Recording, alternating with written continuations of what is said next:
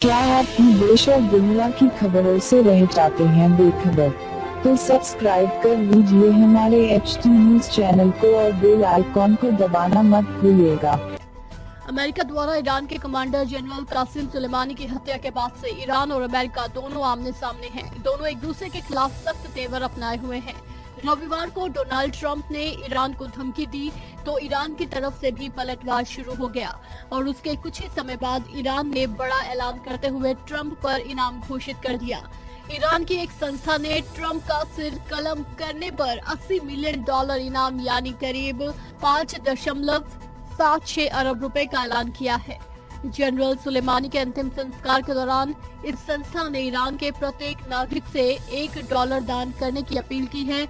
Trump के सिर के बदले रखे गए $80 मिलियन की रकम को इकट्ठा करने के लिए संस्था ने सभी ईरानियों से कहा है कि वो जनरल सुलेमानी के हत्यारे ट्रंप के सिर के बदले दिए जाने वाले इस इनाम के लिए दान करें। आपको बता दें कि मसाद में जिस वक्त सुलेमानी का अंतिम संस्कार किया जा रहा था उसी दौरान एक ईरानी संस्था ने ये घोषणा की। ईरान की अधिकांश आम जनता अमेरिका के खिलाफ लगातार विरोध प्रदर्शन कर रही है। दूसरी तरफ अमेरिकी राष्ट्रपति ट्रंप ट्विटर पर लगातार ईरान के खिलाफ पोस्ट लिख रहे हैं।